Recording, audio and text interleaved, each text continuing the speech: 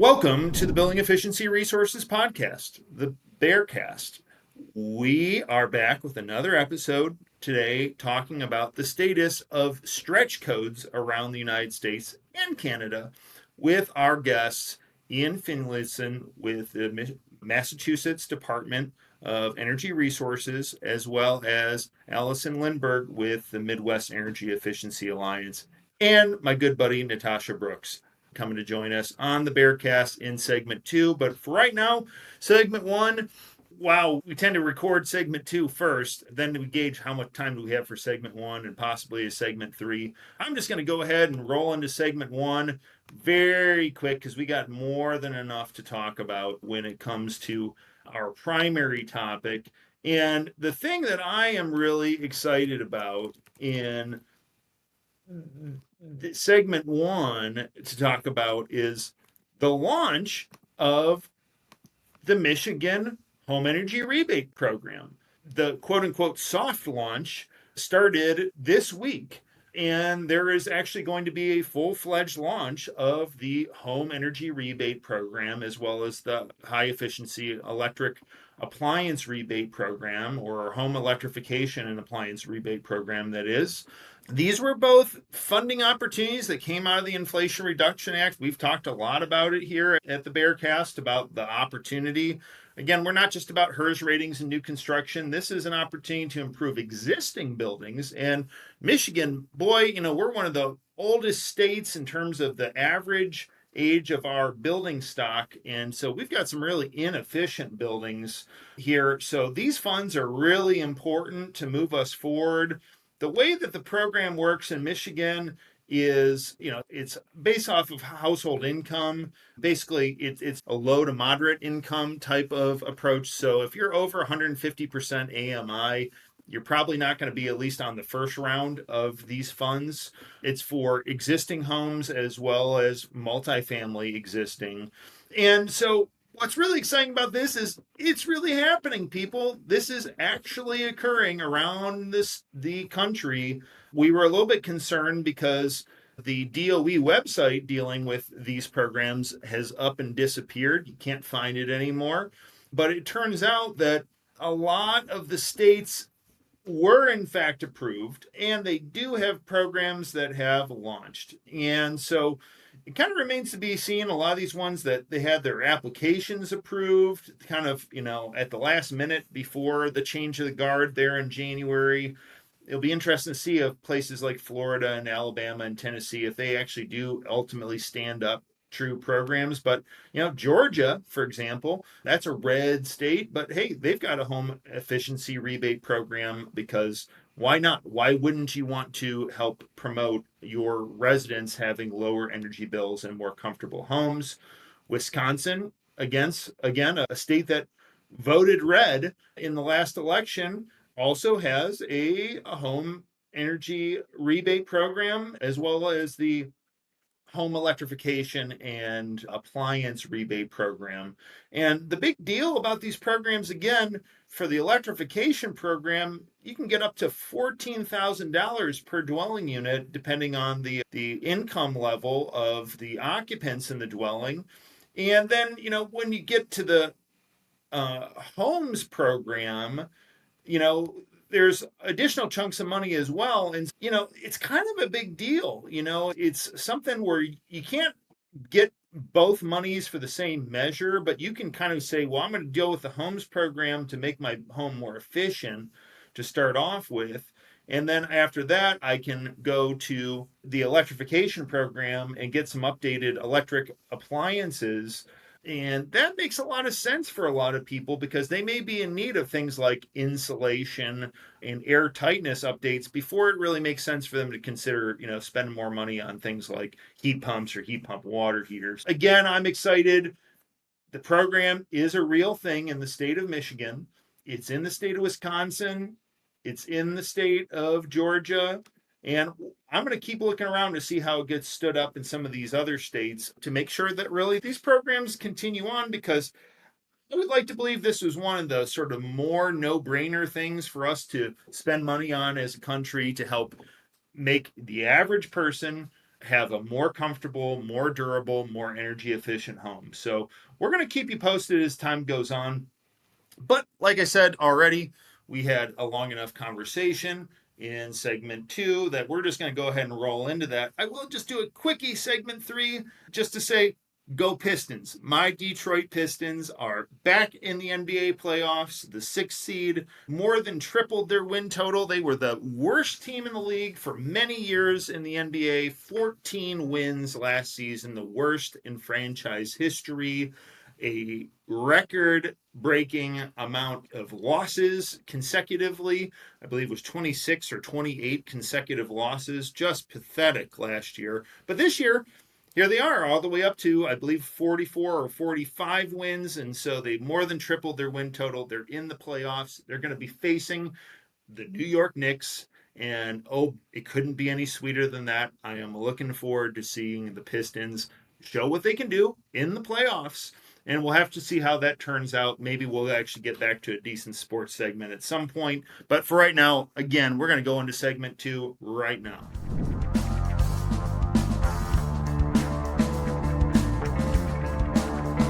Okay, BERcast, segment number 2. It's been a while since we've run a cast here, and segment number 2, for those who don't listen previously, that's our guest segment where we bring people on from across the industry of building performance to talk about things that are relevant to you and your business. And so today I have the pleasure of having a couple of esteemed colleagues from the world of policy, everybody's favorite. The only way that we have opportunities ultimately is because we have people from the policy arena who are out there championing the work we do, and bless their hearts. What a time to be alive trying to promote the policy end of what we do here in the building performance industry. But we have Ian Finlayson from the Massachusetts Department of Energy Resources, and then Alison Lindburg with the Midwest Energy Efficiency Alliance. Thanks for coming on the BERcast, y'all. Thanks for having us. Yeah, thank you, Chris. Yeah, no problem. And of course, we got our New England correspondent Natasha Brooks running it back with me here on the BERcast. So the reason why we wanted to have you both on the BERcast to talk about stretch codes.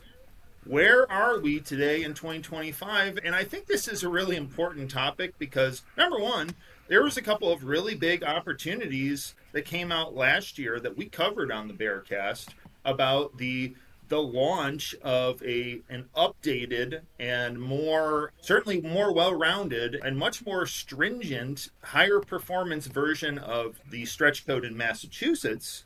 And it's also had a couple of sort of changes along the way, and we're going to talk about that with Ian. But then with Alison, Illinois, represent my former home away from home, the great prairie state there of Illinois. I lived there for 6 years, and so I held it near and dear to my heart. That's actually where I met Alison originally, when I was living out there in good old Chicagoland in Rockford, Illinois. But they have a stretch code in Illinois as well, and that's the first within the Midwest.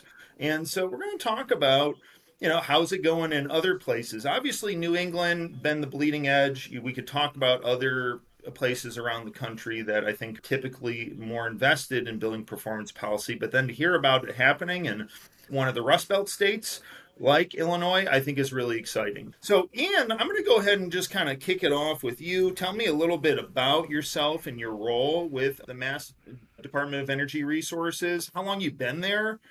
What do you know about stretch codes? Did you just take the job last year, or have you been around for a while and you've seen the evolution?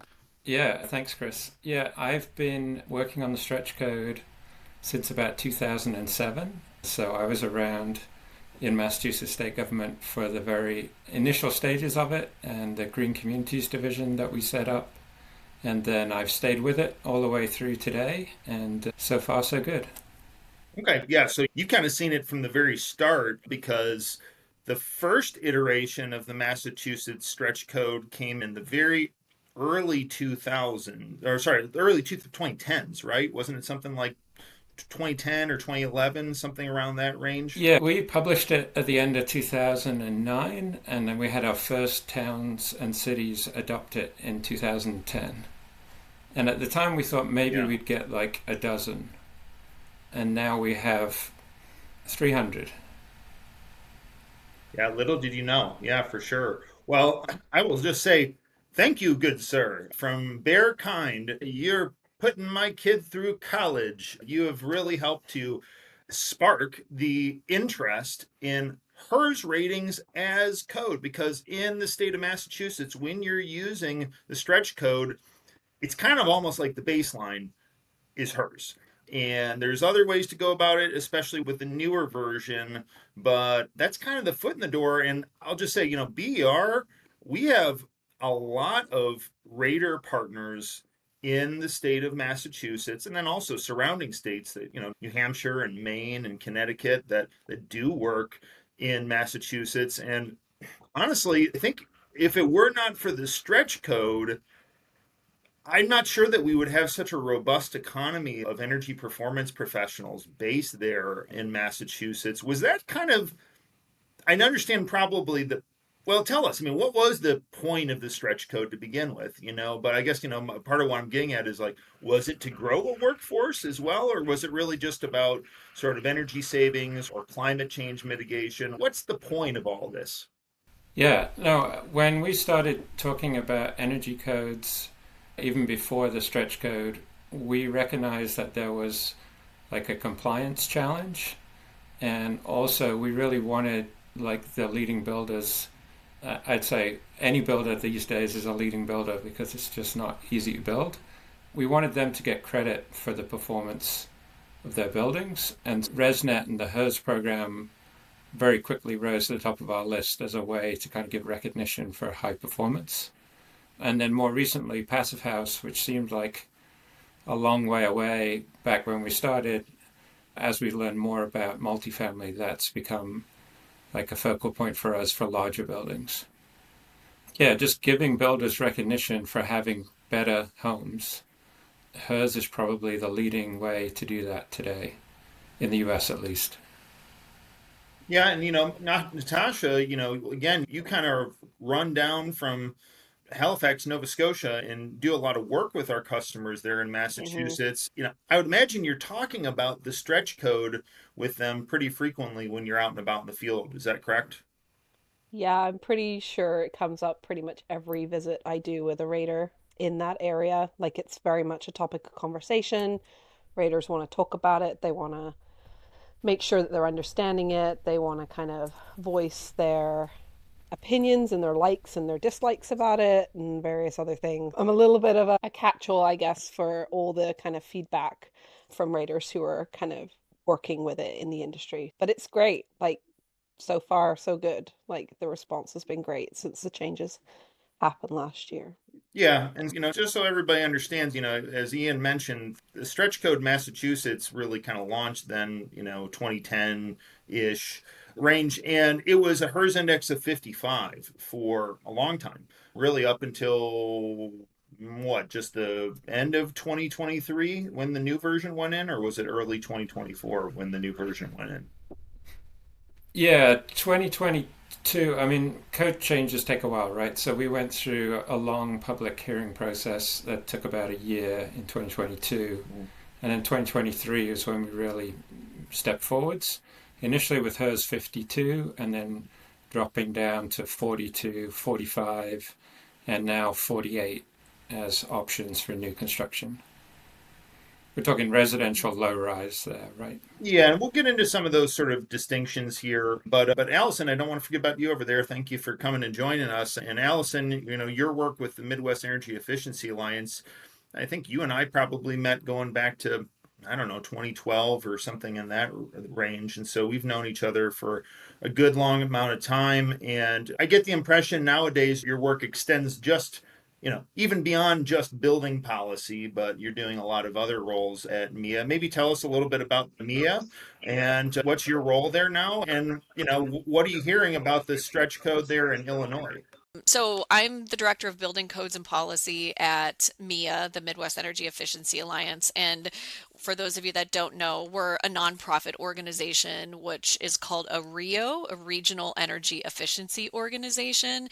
And there are 6 of us that represent different sections of the United States. And so we're in the Midwest. We have 13 states that we work in.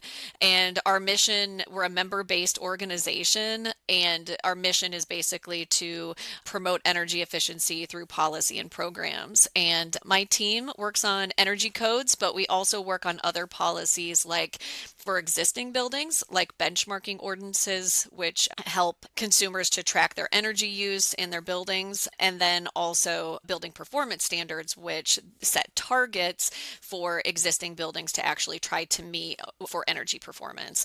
And then I'll also just add, because it's kind of funny and fun, but as a RIO, we also represent Alaska for our energy codes work. So we kind of have 14 states, but our actual footprint is the Midwest, 13 states. You probably didn't know that there are 13 Midwestern states, but that's what we say. Yeah, and then a little other of my background, since you mentioned Illinois. So I live in Illinois now. MEEA is based out of Chicago, but we work in all of our states. And yeah, Illinois now has a stretch code, which I have to say, Ian and Massachusetts, we really look to you all. We're very happy of the work that you have done, and we've tried to take a lot of lessons learned from the stuff you've done along the way. Just as an example, since you mentioned compliance being a potential concern and something you were trying to address, I know you have a very robust utility support program that you use with your stretch code. And so we're trying to do something similar in Illinois. So offering technical assistance to municipalities through a utility program to help with the adoption of a stretch code, but then also to help with compliance with the stretch code. And it's still very new. I can go into more details about how this stretch code began if you want, but I'll just say, we're super big fans of Massachusetts here at MEEA and in Illinois. So glad you were able to pave the way so that municipalities would have the same option here in Illinois to adopt a stretch code. Yep, we've got a veritable rock star of the policy community here in Ian. So thank you again, sir, for all your work. But Alison, you didn't quite answer the question. How is it going there in Illinois? Obviously, it launched its version of I guess it's the 2023 code, technically. And I think it went into effect at the beginning of last year, but the stretch code really just went into effect the beginning of this year. Is that correct? That's correct. Yes. Illinois updates its base code every 3 years. It's mandated. And so it looks, right now it's at the 2021 IECC. The stretch code became available because of a law that is called CEJA, the Climate and Equitable Jobs Act. And it basically required the process of Illinois to have a similar process for its stretch code, where that it has a stretch code that basically gets updated every 3 years up through 2032, with the objective meaning that by the time it gets to 2032, it's about a net zero energy code. That being said, the reason why it's called the 2023 stretch code is because the state wanted to have some differentiation between the base code and the stretch code. And so they called it the 2023 code because that's when we began the process of actually making the stretch code. And yes, it came into effect for municipalities to adopt, though, January 1st of 2025. And to answer your question, how is it going? We have a lot of interest from municipalities, and we have had one municipality adopt it so far, and that's Evanston, Illinois. The way that it works in Illinois is they can adopt either the commercial or the residential, or both, or neither stretch code. Evanston adopted both. And we have a number of municipalities, as I mentioned, that are interested in adopting as well. And so we're working with them through those processes. Hopefully we can get to the point where Massachusetts is, which Massachusetts has an impressive number of communities that have adopted. We do have a 15-year head start. So Evanston, for those who aren't from Illinois, Evanston is where Northwestern University is, just north on the red turns into the purple line from downtown Chicago, if you ever paid a visit there. And progressive community, makes sense that Evanston would have bought into it early on. And, Alison, in your, you know, from your perspective, as someone who has, really been on the forefront of advocating for this and developing this, what is the purpose of a stretch code? What is it, and then what's the purpose? Why would a municipality choose to adopt a stretch code? Sure. Well, so in Illinois specifically, Illinois is what is known as a min-max state, meaning that there's a statewide energy code, and municipalities, it's the maximum that they can achieve. So they cannot require efficiency more than that. Now, builders and developers, they can always build stronger than that, but it's not a requirement. And for a municipality that may have some climate goals that they're trying to meet, or even a state that has those goals, it can be hard to meet that if you're not addressing new construction and the efficiency, and you're only allowed to do whatever the state actually has as its base energy code. So by offering this to municipalities, it allows them the chance to require more efficiency and help them to meet their own climate goals. And the other thing that is amazing about a stretch code is that it can actually help move the entire market forward. And I think that the example in Massachusetts is great for that, because as you mentioned, the ERI, or the HERS score that Massachusetts initially used for its stretch code, eventually got put into the national model code. And I think that is a really exciting benefit to stretch codes. Maybe not something that municipalities necessarily care about, but overall, it's a really nice way to test some things out in the market and to ensure that efficiency is doable, which we all know that it is, but I think it can take the industry a little bit of maybe examples, like concrete examples that it's happening in communities around them before they really buy into it. And so having that, not having to be the first community that's adopted it, and then you see it kind of snowball into other communities understanding, yeah, this is beneficial. Look, we can do this. And then the other thing is, I really think that stretch codes offer a chance for the building community to advance their knowledge and put out a better product as well. Because if everyone around you is building to the lowest common denominator, it can be, hard to make the case for why you should also invest in maybe some other kind of building techniques if that's what's needed. And this kind of offers that as an option, and not an option for those communities that have adopted it. It's actually a requirement now, but it gives them, in for lack of a better word, an excuse to then try to build to those standards.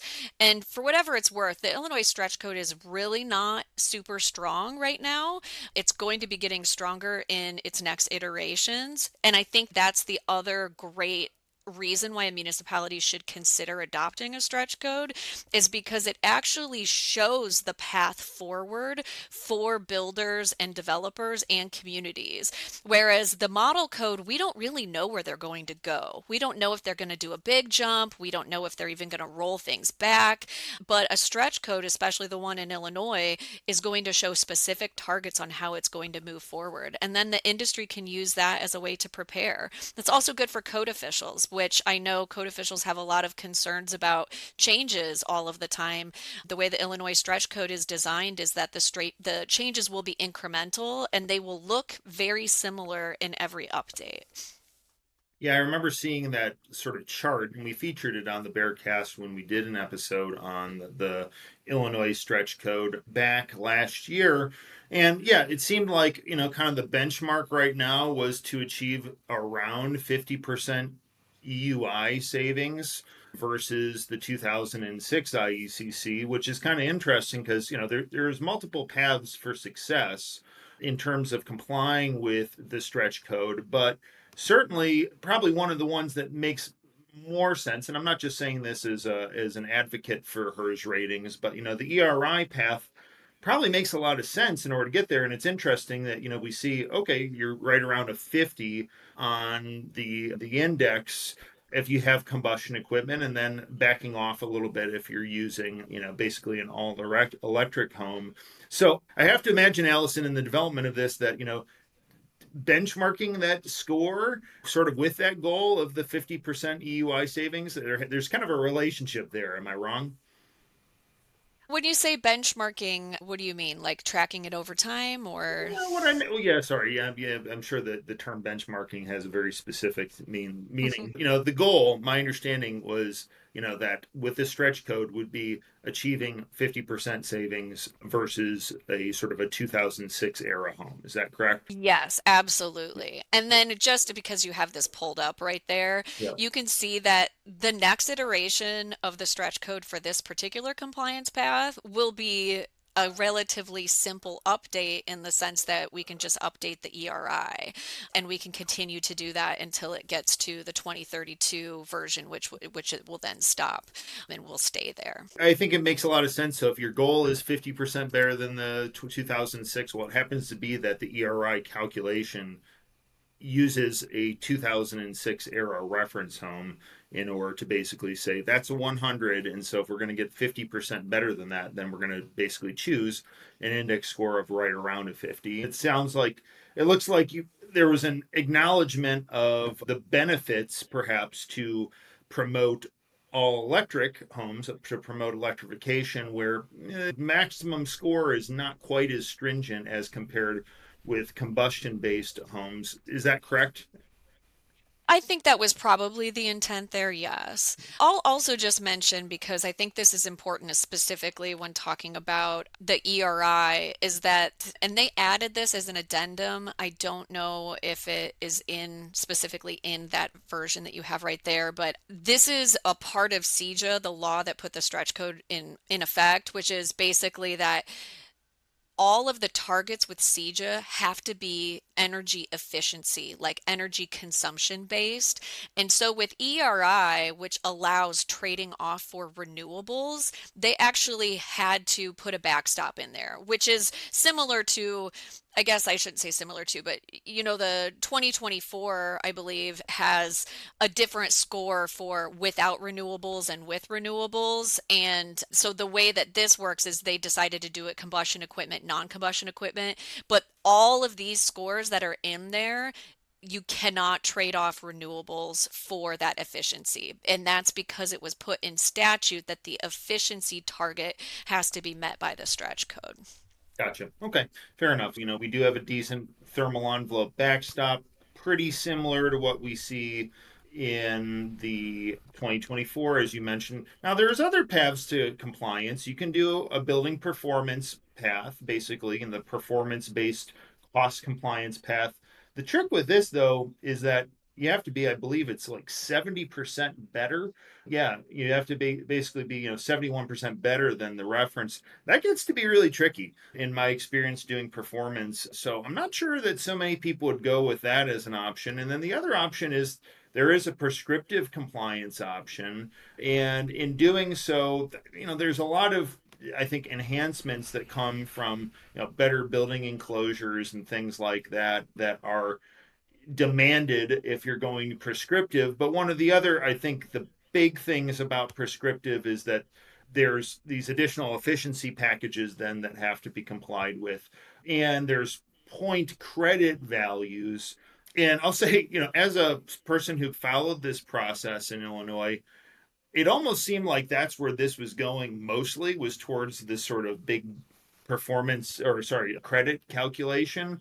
And I was a little bit nervous that was going to end up being a little bit too confusing for the market. I'm not sure if it was always the goal to have an ERI compliance method as well, and that just wasn't straightforward to me. But, I guess, Allison, what I would ask you is, of municipalities that are interested in stretch code, and I guess if we're talking about the residential code in particular, are municipalities leaning towards a particular compliance methodology? Are they leaning towards performance, towards ERI, or do they like this credit table value?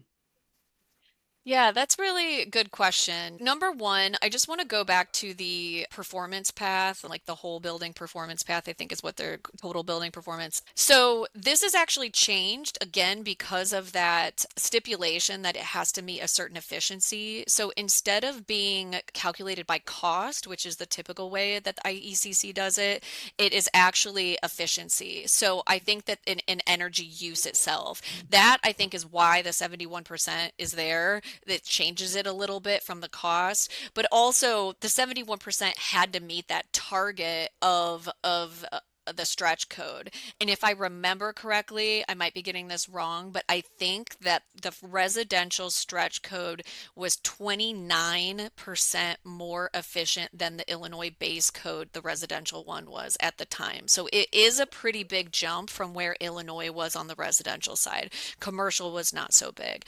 To get back to your question about like certain paths and prescriptive specifically, so Illinois, I think, is mainly using the prescriptive path. Builders prefer that one. I don't see, we did conduct a baseline study in 2008 and 2009 on residential homes, and we sampled over 120 homes to see. And I think that ERI was probably the least used at that time in Illinois. Performance would be second, and then prescriptive was by far the most utilized. And I think a lot of people like to use the UA trade-offs rather than the prescriptive table itself on the prescriptive side.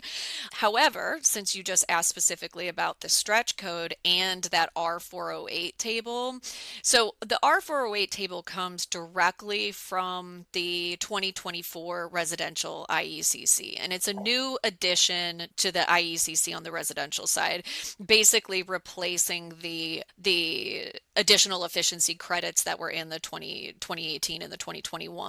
And it's modeled after the commercial codes where they do have like different points for different measures. For that, the reason I'm bringing that up is because the home builders really wanted this section put into the residential code at the national level, and they seem to love it. I have heard a lot of concerns from code officials that are really curious about how are they going to understand that this has been met, and how do they keep track of this? And I think that's a really good question. And I'll just say that MEEA, along with some partners that we've been working with in the state, Slipstream, Metropolitan Mayor's Caucus, Illinois Green Alliance, a couple of others, we have been working to put together checklists and other kinds of materials to help code officials and builders and everyone understand the different components of the stretch code. We've also made like comparison documents and things like that. You know, the state's at the 2021, they're going to the 2024, you have the stretch code. What are all the differences there? That being said, I do think that the building industry seems really interested in this, in the R408 and the prescriptive piece. It will be interesting to see what they decide to go toward. The other thing I just want to mention about this particular path is, and I see you have it stopped there on the screen, is that the committee that agreed to put this together thought that it might be confusing and wondered, should we make an actual option in this that kind of spells out what you could do so that you don't have to figure out which points to get? And so that's where this option comes in. It's a heat pump equipment and air tightness option. And basically it sets, if I remember correctly, 2 ACH 50. Yeah, 2 ACH 50 for an air tightness for envelope. And then installing an HRV or an ERV, and then having an electric heat pump. I will say that this path is more than the credits that you need to achieve the base of what the stretch code is.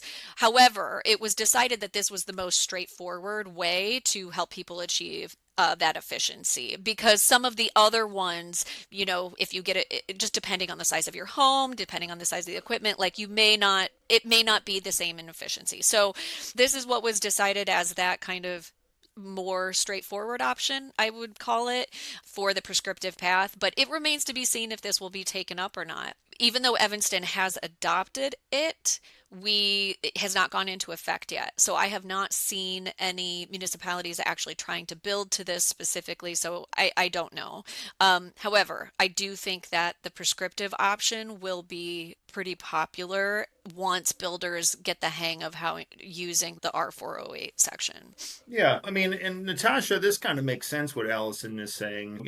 Again, if we go to the different options for compliance, we're talking about, there's prescriptive versus performance versus ERI.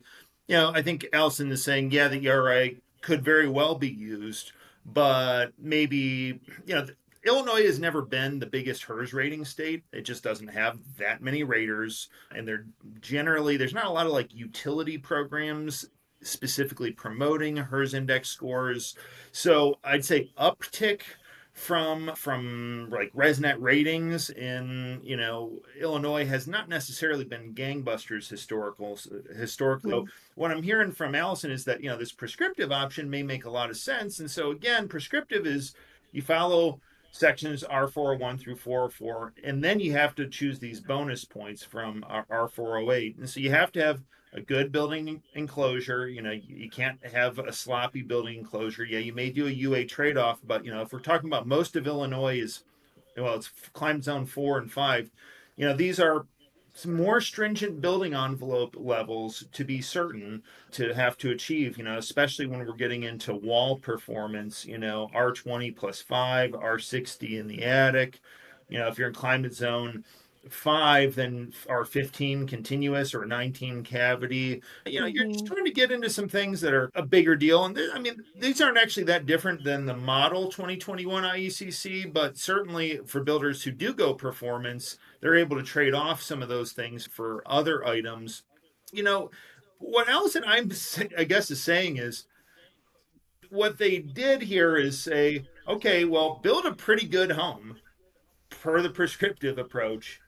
And then we're just going to make it easy and tell you what we really hope you do, which is use a pretty darn efficient cold climate heat pump, one that performs pretty good even at fairly cold temperatures, and then put in a heat pump water heater. And then let's get an airtight home and a decent ERV. That's kind of a logical way to go about presenting this, isn't it, Natasha? Super smart, super smart. I mean, I think it's a way to present it, which is like, this is your guaranteed option. But if you want to pick off the menu, you can. But this is guaranteed. This is going to get you there if you really want to get there. And one of the things that I picked up on, Alison, when you were talking was about code officials and how they're going to like enforce this and how they're going to like capture all this data. And that's really what we're seeing in Massachusetts, is because they are such an ERI heavy state, is that a lot of that gets put onto those raters and to kind of verify some of this compliance and really to answer those questions, even of building officials a lot of the time. So I think it's kind of smart to lay out these different options that kind of showcase ways to hit it that are guaranteed and tried and true. People the option to lean on other areas that they might have expertise in to kind of take that weight off of the industry for now while they're trying to grow and adjust to this new code. Yeah. So obviously, my HERS Rater people out there, we want to get you out there doing ERI scores. And there's a lot of reasons why you may want to do that. I mean, number one, not every builder is going to be ready to build an all electric home for whatever reason. They may not be ready to go to that level. Now, you can still go prescriptive and not go all electric, because you can follow this other path here of compliance where basically you end up adding up and getting at least 30 points. But, it's not necessarily giving you a lot of options for, all right, so you get a few points for like a high performance gas furnace, but if you got to get all the way to 30 points, you're going to have to do more work. Interestingly enough, they got some options for gas heat pumps. That's a topic I want to explore more. I may have my buddy Jason LaFleur with the Gas Technologies Institute on for an episode at some point to talk about innovations in the gas heat pump space. Obviously, BER, we're advocates of electrification here, but we also understand that there's some trade-offs sometimes. Ian, I come back to you because we kind of, here's the guy who created stretch codes practically, and we've kind of ignored you for the last 15 minutes. Going over to Massachusetts and its stretch code. Again, going back to 2010, you had to get a HERS 55, and then there was sort of a transition a couple years where it went down to a 52, and now it's in the 40s. And beyond there being a stretch code, there's actually a specialized opt-in code, which is even more strict, basically higher performance comparative to the stretch code. But maybe let's just talk about the stretch code to start off with. It's been something I've been confused about. Is there actually a prescriptive compliance option in the stretch code, or is it not really practical? Yeah, this comes up a lot, so thank you for raising it. There is a prescriptive compliance option for most permits in Mass, because most of the permits in Massachusetts are for alterations, additions, a few change of use. But when you get to ground up new construction, it's basically not an option. Gotcha. So right here, this application, you can pick your poison, but really ultimately, if you're doing ground up new construction, it's pushing you towards either the passive house compliance option or the ERI. Is that correct? Exactly. And for low rise, for like single family, I think last year ResNet said we had 98% of new permits use a HERS rating. Right. And that 98% includes the 50 communities that are still on the base code. Right. So we're seeing spillover now where builders are just saying, well, I'm used to using HERS in Massachusetts, so even if this town doesn't require it, I'm going to use it because they know how to build that way. Yeah, and here's a copy of this map here, just to kind of understand where the state is at. This comes from the town of Westboro and kind of their sales pitch about how they're going to be moving to the specialized code January of 2026. The base code, that is all the white zones. And forgive me if I'm wrong, is it now the 2021 IECC or is it still in the 2018 IECC, Ian, for a base code? Yeah, so we're in a concurrency period where you can use either code, okay. And that ends in July. Okay, gotcha. Okay. Raters in Massachusetts, pay attention to that. If you're in a handful of these communities that have not gone for either the stretch code or the specialized code, then basically you're going to be moving to the 2021 IECC here pretty quickly, which has a lot of advancements when it comes to particularly the building envelope, and how you would demonstrate compliance becomes a little bit more tricky. But what we can see here is overwhelmingly the vast majority of communities are stretch code communities. And then, we have a number, especially in the immediate, proximity of the city of Boston itself, but then also a lot of the immediate adjacent communities have gone for the specialized code. And again, we'll kind of layer in what's up with the specialized code in here afterwards. But Ian, again, maybe just kind of tell us, why is stretch code? Why is Massachusetts, why have the communities moved towards adopting the stretch code? Yeah, so a couple of things. I mean, one, we were just listening to Alison talk about the trade-offs of the different paths. Like in Massachusetts, we have town meeting in most of the towns and then city council in the cities. So if you want to move to something like a stretch code, you have to convince an audience of maybe 2,000 people who are not, builders in their day job that this is a good idea. So we said our stretch code has to be really simple. There weren't too many building officials that complained about that. Like straightforward, obvious, clear. So we took away the performance path because that was complicated. And then we ended up taking away the prescriptive path as well and saying, HERS rating, there's a few adjustments here or there. We can talk about embodied carbon. That's a big one that's new. We used to have an adjustment for solar to encourage that. We used to have an adjustment for heat pumps. But try and keep the code really simple for the general public so they kind of know what they're buying into. But then have all that complexity handled by a trained professional, in this case, mostly a HERS rater, sometimes a passive house consultant, so that the building official and the builder knows you're getting a really strong building that's going to have good durability, that's going to have good performance. But the public can also see, hey, this is a better than average home. If I'm comparing this with a 60-year-old existing house 2 blocks away, I can see I'm getting much better performance. The HERS rating is kind of telling you that. So we just saw a lot of merits in that approach. And then I have to talk about the Green Communities Division as well. Not many people are going to spend their free time learning about building code. And so we really needed to have an outreach arm in government to help people understand what this was, what this choice was. And so we set up a Green Communities Division, and they support cities and towns with understanding this choice. Because ultimately it's a choice at the town level or the city level. And they do outreach, but they also will support adoption with grant funds. So if a town becomes a stretch code community and does 3 or 4 other things, they qualify as a green community in Massachusetts, and then they can get grant funding for things like replacing old boilers in their buildings or upgrading the library or investing in electric vehicles for municipal vehicles. So there's a carrot there to kind of reward them for taking that ambition of becoming a green community. Okay. All right. So those are grants that come from the state level. Is that right, for becoming a green community?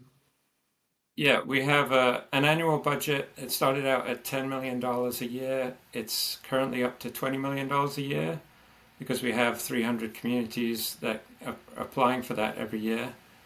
And yeah, so long as they use those funds to reduce energy or reduce greenhouse gases, then they can apply for those funds. And so for a state like Illinois, or anyone else considering a stretch code, the stretch code obviously is the critical piece, but if you want adoption, you really need to think about what is your delivery mechanism, what is your outreach strategy, what is your incentive.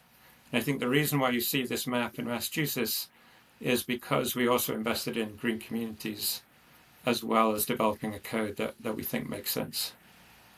Gotcha. So the communities themselves, they're not necessarily just interested in higher performance buildings in their community, but there's some other grant based opportunities for them if they opt in and become a green community. So that makes a lot of sense to me. Now, Natasha, last few years as you've been working here for BER, you've kind of been all over the state of Massachusetts. I mean, you've been over, we took a trip up here to Northampton, Springfield area. Yep, I was in Springfield last time. Yep. Yeah, I've been from one end to the other and back again. What would you say? Obviously, you're saying that when you talk to raters, they're interested in discussing with you. Sounds like more like strategies potentially for addressing the need to comply with the stretch code, because raters, it's an interesting role to be in, because most people who are energy raters are interested in energy efficiency. They want to see people build better homes. They're the truest of believers, generally speaking. But at the same time, they also understand that their clients are home builders, or potentially even just like, a family that's looking to have a custom home built. And, without a doubt, it does add to the first cost of construction when we start to take, substantial measures where, if we get into the stretch code, and take a look at the ERI options, you're really getting down into the 40s. Well, number one, the section R405, the building performance, you can't do a performance method such as what's in the conventional 2021 or 2024 IECC. Really, if you're going to do performance, basically they've crossed that out and just said you're doing passive house. Either you're going to be FIA PHI certified. So Natasha and I know a thing or two about that. But then getting into the ERI option, we're talking about HERS indices in the 40s. And look, I just want to say this is totally possible. It's not impossible. Don't let anybody tell you that it can't be done, because it absolutely can be with enough, sort of thoughtfulness ahead of time. It can be done. But you start to get into this sort of low to mid 40s level, and you can't really get there with a bad building enclosure. You can't get there with bad windows. You can't get there with bad mechanicals. You can't get there with bad air tightness. You can't get there with bad ventilation, nor would we want people to per se, but it means it's really pushing builders to have to go all across the board. Previously, where the HERS index for stretch code in Massachusetts was a 55, don't get me wrong, that was actually a pretty progressive number for the time. And I mean, nationwide, we still don't have an average HERS score of 55. It's getting closer, but 55 is still a good number. Now you're getting into the mid to low 40s, and it really challenges people. Natasha, what have been the main points that raters have been communicating about either challenges or opportunities they found with their builders to comply with the stretch code? Yeah, I think one of the big ones is airtightness. Just they have to be more focused on communicating with the builder about airtightness, and especially at their midpoint inspections, really honed in and making sure that it's super clear in their reports, like where there's risk for them not meeting their airtightness requirements. The other place that it's kind of coming up a lot in is in HVAC, but specifically around ventilation. The raters specifically are seeing a lot of ERVs installed, but not necessarily functioning the way they should function, or they're not able to verify that they are, or they're just not, they're verifying them, but they're not like working the way that they should be working. I myself have been in a couple of properties where they were installed, but not even set up to be able to turn them on and function them correctly. And I think that's very normal when you implement something new. It's you got to kind of help the industry catch up. And so there is a lot of questions right now and a lot of work that raters are doing to their credit to really kind of help bring builders up to kind of that level of quality of the install and the HVAC equipment that's going in. So yeah, those are the two main areas that I'm seeing a lot of comments about is ERVs and airtightness for the most part right now. It's kind of the hot topic. Yeah, and they go together like peanut butter and jelly. Like, you really don't want one without the other. And I will just say, Ian and Allison, as policy professionals, if you're trying to look to how do we really get this right, there's a risk that we have talked a lot here on the BERcast about the fetishization of magic boxes. And so if you don't know that term, back in college, I had a professor, the fetishization, making something out to be like, oh my God, it's so sexy. And all you have to do is that thing, and then it's going to work. You know, Fetishizing heat pumps. All you got to do is they're a magic box. And if you put it in, they're going to work and everybody's going to be happy. I think we have all probably learned enough, over the last few years that heat pumps are not magic boxes. They can do a lot of really great things. And I'm a big believer in electrification, especially in certain areas of the world where, the grid is substantially cleaned up. Illinois is starting to have a lot more wind in its profile, more solar too. And obviously Massachusetts is very invested in cleaning up its grid. So I think electrification makes sense in places like that. But heat pumps aren't magic boxes. But I'll also throw out, as Natasha's mentioned, ERVs are not magic boxes. HRVs are not magic boxes. I've been a lot of places around the country where these tools, these components are essentially mandatory. Places like Minnesota, and they're just not set up effectively to actually run and deliver quality ventilation. And I would just sort of kick over to you all as policymakers. Keep that in mind, as we're really pushing towards higher performance homes. You would hate to do something that ultimately ends up backfiring on accident, and I would say making sure that whether it's through wraparound utility support programs or other state funded educational methods, like let's get people out there to commission heat pumps. Let's get people out there to commission ERVs and understand how the design of these systems should be done appropriately. And I would say not from a virtue signaling or only best practices, but like here's kind of like, if you're just a common builder building in Evanston, Illinois, you're putting up, an infill 2,500 square foot house in Evanston, Illinois, and you decide to follow that R408, kind of easy peasy path, and you pick a heat pump and you pick an ERV and you get good air tightness. How do we make sure those things are actually working? Because there is a little bit of a risk of them not working as well as they could, and then all of a sudden customers have higher bills, premature equipment failure, potentially from a ventilation standpoint it's just not working as well. I mean, Allison, is there anything that you see in Illinois or otherwise as this kind of wraparound sort of contractor focused kind of training to make sure that people are getting these high performance details right? You know, I would say, I mean, I think it's really great that you brought up Minnesota, especially about the HRV, ERV thing. And then I'll just, because I wanted to bring this up anyway, but Minnesota is another example of a sort of stretch code. I'm not sure if you're familiar of what's happening there, but I consider it a stretch code in the sense that they have now passed a law that requires their base code to improve every 3 years to getting towards net zero ready, energy Oh, ready. okay. And so it's stretching beyond probably how the national model codes are going. So even though it's not up to individual municipalities because the state of Minnesota has a statewide code, it is stretching beyond the national capabilities, or I don't know if capabilities is the right word, but probably the national trajectory. That being said, I'll also just mention, and Ian, I think maybe they got this from you, but on the residential side, which they're actually updating their residential code right now, they're taking out the performance path.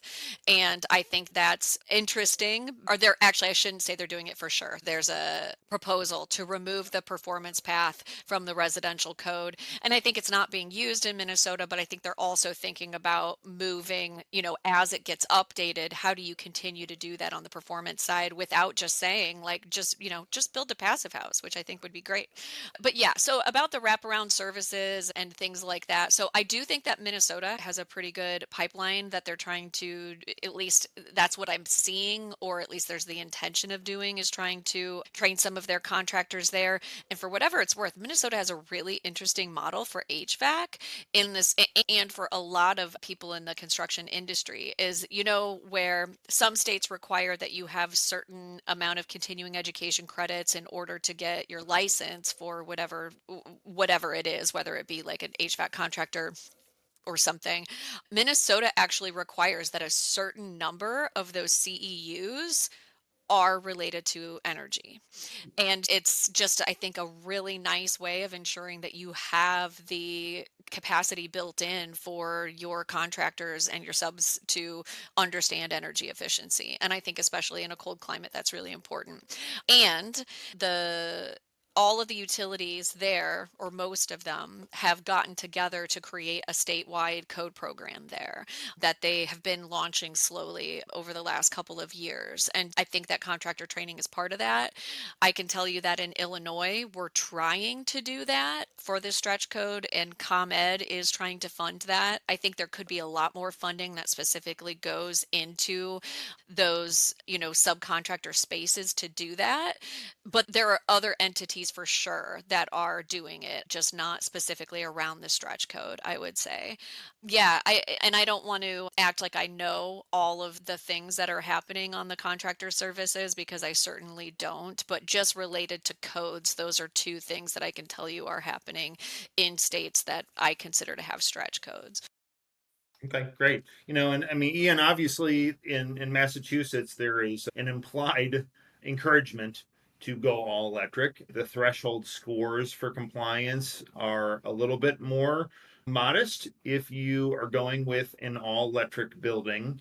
And what's going on in Massachusetts? Obviously, I think a benefit of going all electric in Massachusetts is that not every town in Massachusetts has really great built out natural gas service. And, if you're in some of these sort of more rural communities in Massachusetts, a lot of people historically have used fuel oil or possibly propane, but particularly oil, or heating oil, I should say, in order to heat their homes and water heating. So going all electric, it kind of makes a lot of sense, when you don't have a super, super well built out gas infrastructure.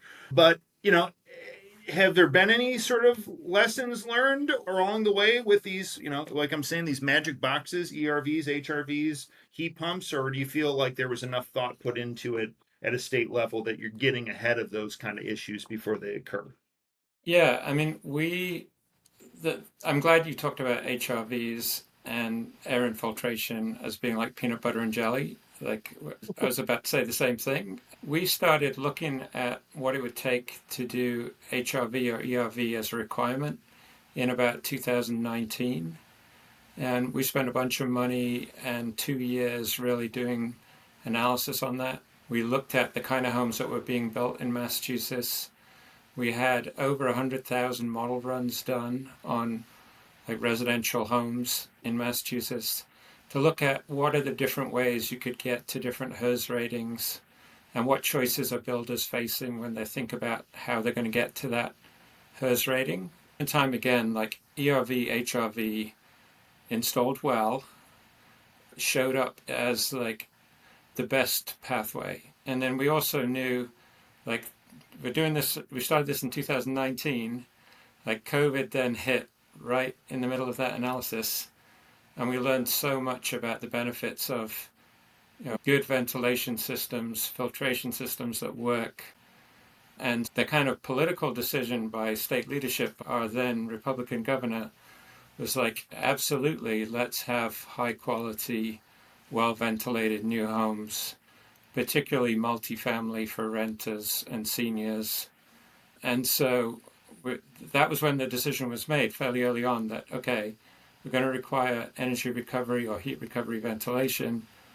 And we said, well, if we're doing that, we've got to make sure that we're getting really good air tightness so that the ventilation systems can work well. They're not fighting against stack effect and that kind of thing. So that's some of the history there. Now, the interesting thing about electric versus not, I would say for space heating, once you're in the 40s, heat pumps all day long. And I think what we're starting to see is that where builders are choosing what we call here a mixed fuel building, it's because the buyer, maybe it's the higher end of the market, the buyer wants like a gas range or a gas fireplace. Not that they particularly want a furnace. The furnace is kind of noisier, clunkier, less controllable than a heat pump once you're in the 40s. And so it's more of a picking the mixed fuel building because of the market of buyers that you're going after.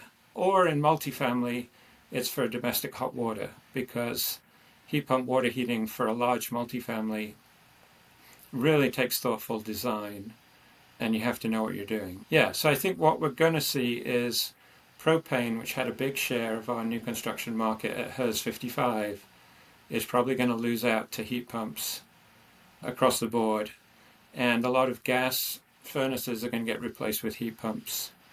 And that aligns very well with our need to meet our greenhouse gas targets. That specialized code that you mentioned, like the legislature told us we needed to do that because they felt like the stretch code wasn't enough on its own. And so we're like, okay, well, we'll try and keep that similar, but just have more emphasis on sort of getting to a low carbon solution for new construction in that specialized code. Okay, and we'll get to the specialized code here in a second. I do want to ask about this embodied carbon credit. My understanding is that this came about at the end of 2024. It went into effect. And kind of my understanding is that it was maybe just another potential option of an offset.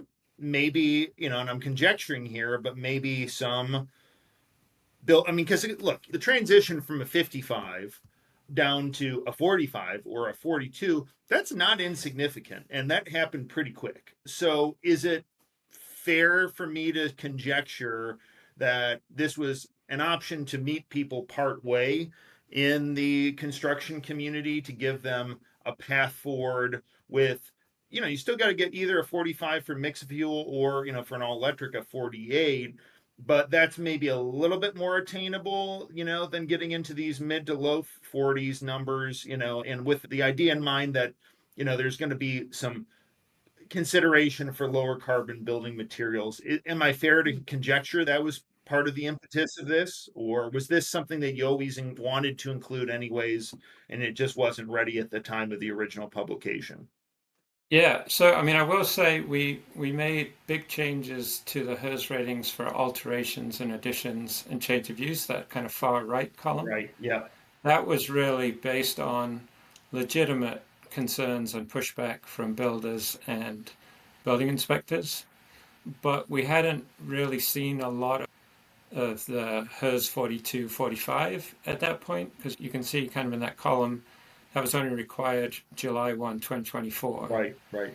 So the impetus for embodied carbon credit wasn't so much to kind of back off the 4245. It was just that really response to public comment and interest. So you referenced a more recent update. We had this update that you're showing now took effect on Valentine's Day this year, February 14th.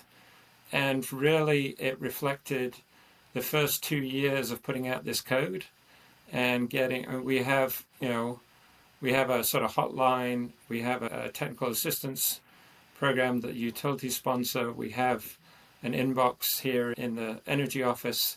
We must have over 2,000 code questions and inquiries in that first 2 years. And one of the top requests was for us to think about embodied carbon and do something in that space. And I think the argument is if you're doing this partly or largely for climate reasons, then you have to pay attention to embodied carbon. And then shout out to Vermont. We found out that Vermont had already done it in their 2024 residential code. So we talked to them about that, and that led to this insulation embodied carbon credit. And then in parallel to that, our Clean Energy Center, which is a quasi-governmental sort of sister agency to us, they had been funding as many of the concrete ready-mix producers in Massachusetts as were interested to learn about getting EPDs, getting their concrete ready mixes rated. And the Clean Energy Center came to us and said, hey, more than half of the concrete in Massachusetts is now scored and rated. Do you want to leverage that to reward people for using better concrete? And I'm sure your audience knows that concrete's probably the largest source of emissions in building materials in the average home. Absolutely. Yeah, so we're like, well, if we're doing the insulation because Vermont's already paved the way, then we should also be looking at concrete. So we put it out for public comment, and we were just curious how it was going to go.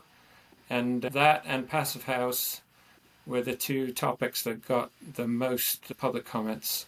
And for embodied carbon, it was entirely positive. Like all the builders, all the raters, all the general public that weighed in, they all said, like, do it.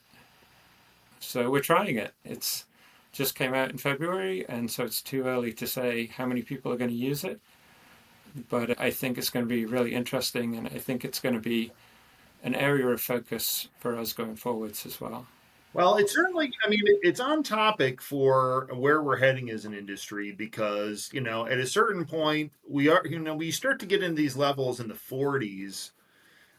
I don't want to say that there's no more room to advance. Certainly there is. We can put on-site renewable power on buildings and we can get even better. But from an efficiency standpoint, at least with the equipment that we have right now, getting down into the 30s or the 20s, that's not likely to happen. Not anytime soon, not until we have, heat pumps that have COPs of 5 or above or something like that. You can only insulate the building so much. And that's the reality. There's a law of diminishing returns. You can't just keep adding more and more R value and you're going to drop your HERS index demonstrably. At a certain point, it has to come from things like mechanical systems, and we're just really not there by and large. Largely speaking, you're going to have HERS indices that tap out, right around a 40 in terms of what you can get from just like better building envelope and better HVAC processes. Like, it's interesting. The last time, so I was in Massachusetts doing some rating work last month, and this came up, and it was kind of interesting because one of the raters had commented that basically pretty much every attic right now that you see in Massachusetts that is following this are using spray foam, and they're spray foaming, but they're like might necessarily be like kind of hurting themselves because then they have to do a bit of more of a job with they're spray foaming to get it airtight, but then they are not being able to capture those extra credits for high embodied carbon. So it's kind of robbing Peter to pay Paul kind of effect. I think this is great. Like, I think it forces people to choose materials more wisely and choose what they're doing and like really focus in on the things that you can do a lot more to like control air tightness without having to spray foam it. And in some projects that's going to be more important than others. So there is commentary about this happening in the industry. So it's interesting to me. Yeah, that just the high prevalence of spray foam. Yeah. Pushing the market to make better decisions, I think always makes sense. If we can say, yes, we want airtight homes, but is there a way you can get there without using the worst of, high density spray foams? Okay, yeah, maybe there's a better option. Maybe there are other blowing agents for other types of spray foam that are worth considering. Maybe it's not worth putting R30 under the slab with, 6 inches of XPS if it's going to be really worst blowing agent type of XPS. I do want to get to the specialized code here really quick, just because we've been having a good long conversation. This is kind of a handy dandy chart that came out. And look, by and large, my understanding is that if we're talking about electric homes, it's not necessarily changing what you have to do, particularly when it comes to all electric. But when you're getting into mixed fuel homes, now all of a sudden now you're having to be, either adding solar plus, wiring for electrification, or you got to go all the way to passive house and plus wire for electrification. Is that accurate, Ian? Yep, that is right. Yeah, and we're basically required to do that by the laws that established the specialized code. Gotcha. Okay. So they said all new homes, all new buildings have to have a pathway to net zero by 2050. Yeah. And so if you're all electric and the grid in Massachusetts is projected to get to net zero by 2050, then you're all set. But if you're using any kind of fossil fuel on site, then you've got to have a strategy to replace that by 2050. And so that's what's driving that solar as an offset and then that wiring so that it's less expensive to retrofit those buildings when inevitably we've got to make that step in the next 25 years. Yeah. And then when we get into like multifamily, and obviously, I've taught now maybe 5 or 6 FIAS multifamily verifier trainings in the state of Massachusetts over the last 3 years, really in anticipation of this, because if you're in a specialized code community in Massachusetts and you have a 4+ story multifamily building, you gotta go passive house. That is the minimum expectation. Ian, how's that been going? Obviously, my friends over at the Passive House Institute US are very excited about the opportunity. They're overwhelmed with the amount of work. How's it going from your perspective at a state level? I mean, this is the advantage of doing the original stretch code as long ago as we did, is like in 2010, we didn't have a lot of HERS raters in Massachusetts. They were just doing utility programs. And then because it's a local option, because it's adopted at the town and city level, it takes a while before all those communities become HERS rating required, right? So we've kind of seen this movie before. So when we brought in Passive House as a specialized code adoption, we're like, okay, there are some Passive House certifiers in Massachusetts and they do great work, but we're going to need to grow that industry. We have a great utility program. We invest a lot in our utility program and it pays dividends for us. So we felt like we had the ability to build that capacity and to help builders offset the cost. And right now, I think our pipeline is over 23,000 units signed up for the Passive House utility program. And just for context, we probably build about 6,000 to 8,000 units a year of multifamily. So that's almost 3 years that's probably more than 3 years of pipeline for Passive House units. And it's never easy, right? Hitting the Passive House standard takes a lot of design, a lot of skill, some great trades. But so far, so good.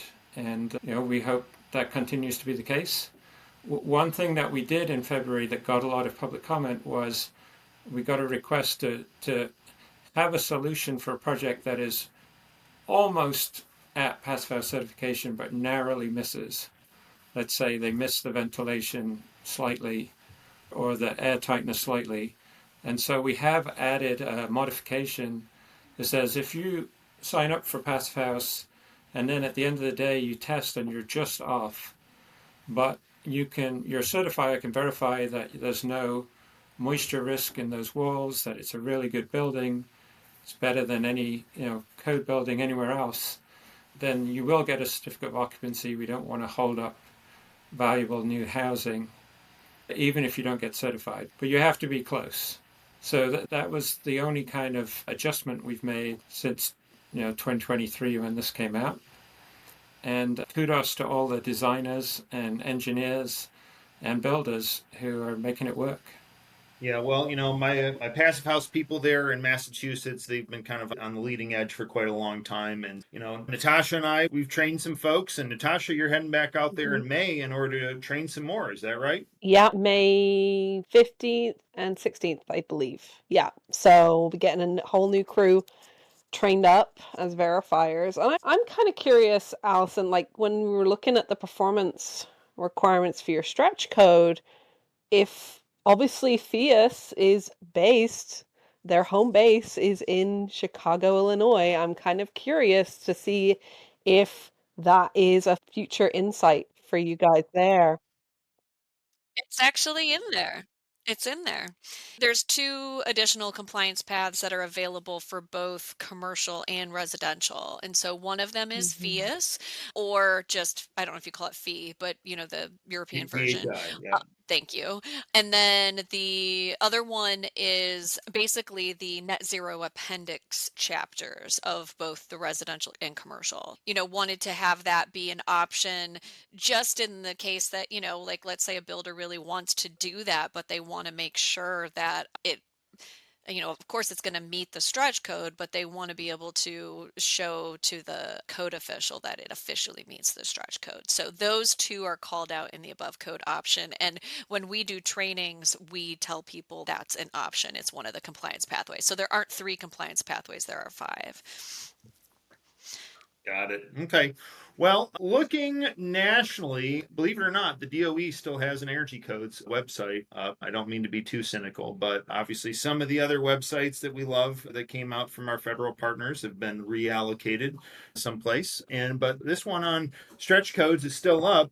You see this pretty big concentration here in the New England. Maine's on board with possible stretch codes.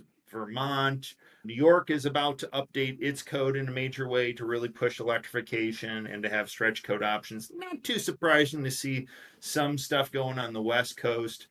Allison, there you are, lonely old Illinois, And do you see, because you're the Midwest Energy Efficiency Alliance, which covers where I live in Michigan, as well as Indiana and Ohio and Kentucky and Missouri and Nebraska and Kansas and the Dakotas and Minnesota. It sounded like you felt like, and Alaska, don't want to forget that are coming up here in Minnesota that may very well be sort of stretch code like, maybe not called a stretch code, but it may be sort of incrementally pushing buildings to achieve something closer to this. Do you see that anywhere else in the Midwest in the near term future? I wish I could say yes, but I don't. Not to get, too cynical or too, what's the word? Too negative. We continue every year to see more and more pushback to remove energy codes altogether. In fact, Missouri, which is a home rule state, so local jurisdictions can adopt whatever they want for their energy codes. There's actually a bill that has passed the House and is about to be heard in the Senate that would remove the ability of all municipalities to have a code that's stronger than the 2009 IECC. And they also include any kind of green building or sustainability goals. So if a municipality has like a solar goal, for example, that is also included in this bill. Anyway, so that's kind of disheartening. But, the work that's happening in Illinois is good. The stuff that's happening in Minnesota is great. And I do see, though, that, I have a question for Ian because this comes up on the policy side all the time. We're hearing that affordability, affordable housing is a big concern. And I hear that, and I mean, I understand it and I get it, and it's definitely happening. But I'm wondering, because it used to be that energy codes helped affordability. And now, it seems that the belief that this isn't the case has now tipped the scales. And now we're really being seen as the reason that there's not affordable housing anymore. I'm curious, number one, what are you seeing in terms of energy bill savings for, buildings that have adopted stretch codes? And then number two, I would just ask if the real estate community is seeing anything. I think ERI and HERS is such a great way to talk about efficiency and market it. And I'm just wondering, since you've had that as a stretch code in Massachusetts for so long, have you seen a benefit there to the real estate community? Well, first of all, I want to give a shout out to Minnesota because I do think when we look across the country at like who else is doing HERS ratings and getting low HERS scores and getting quality installation, I'd say Minnesota is our rival there. Just wanted to say that. And then also shout out to California. I think they've just voted to add Passive House as an optional path, or that's in the process of getting added to the California codes.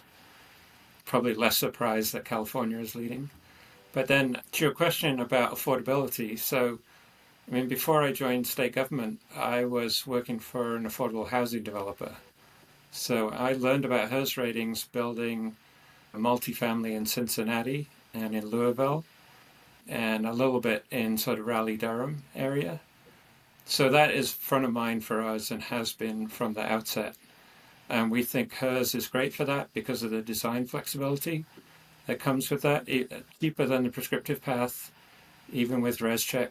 So there's that, right? You have to have a good design, but if you have a good design and you have good details, then we think that's the low-cost way to build. And the same with Passive House, right? That was the big difference with our specialized code from the stretch code, is that there is this requirement for multifamily over 12,000 square feet to be Passive House. So when you think about what kind of building is a multifamily over 12,000 square feet, it's mostly rental or affordable housing, which is all rental. And so we wanted to make sure that wasn't going to increase the cost of housing in our state. And then our sister agency, the Clean Energy Center, they funded, before the code came in, they funded 8 different affordable housing developments to do Passive House with detailed cost tracking, and then after they're built, detailed utility tracking. And you can find that public study on their website. They found that on average, the incremental cost to build to Passive House was between like 0 and 5%, depending on the project, averaging about 2.5%. But to add a bit of detail to that, what they found, and this was replicated in Pennsylvania, who also did a study, is that once you've built the first one, right, the design team and the trades learn a lot on that one, and maybe they, take a bit of an increase on that first project. But by the time they're doing the second or the third project, they're coming in at cost parity with building to IECC model code. So we've been really encouraged by that, and I would say the strongest supporters of our specialized code are the affordable housing community, because they're building for long-term ownership. They really care about stability of utility costs for their residents. And so if it works for people at 30% income, then it's going to work for market rate rental as well. Yeah, and I think that's such an important piece to all of this. As part of the hand-wringing that I see, Alison, about the issue with energy codes and affordability is, we're talking about a first cost, comparison. We're not talking about the life cycle costs. And that's a huge missing opportunity here that we talked about last episode when we had Sandra Adamatis and Matt Cooper on to talk about the whole world of sort of energy efficiency financing and the valuation of energy efficiency and mortgages and appraisals. But, beyond that, part of the problem is, here in the upper Midwest, we've got a lot of states that are basically on the 2009 IECC. They really haven't moved off of a code that's now over 15 years old. And, so there's been a lot of improvements that have been made since then. Yeah, so if you go to take my home state of Michigan, we're on the 2015 code on paper, but it's a modified, amended version that's kind of weaker ultimately.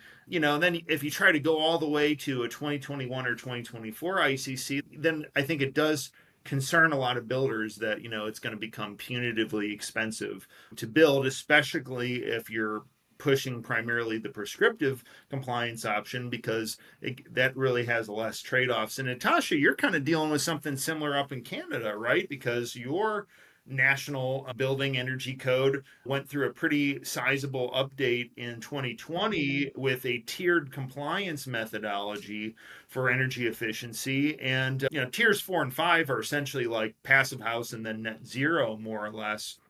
And I think the messaging of how to go from like tier 1, which is kind of like business as usual, a decent building, but maybe not superlative, to we're trying to get all the way to tier 4 or 5. It seems like there's an educational and sort of a messaging gap in Canada on that topic as well. Is that right?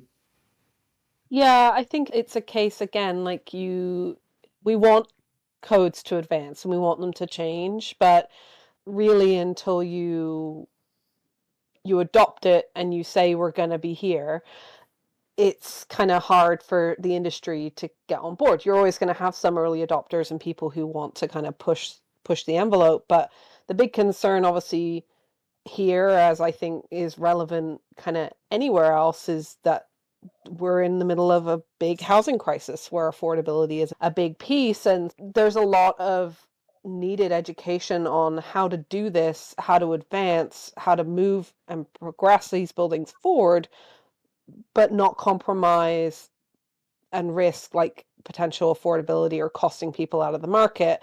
And I mean, a lot of these things, when you do look at them from the lifespan of the project and how it's going to impact the people who are actually living there, it does end up coming out in a more positive light. But that isn't being communicated right now. Yeah, I mean, obviously, we know the benefits. We know that this needs to happen.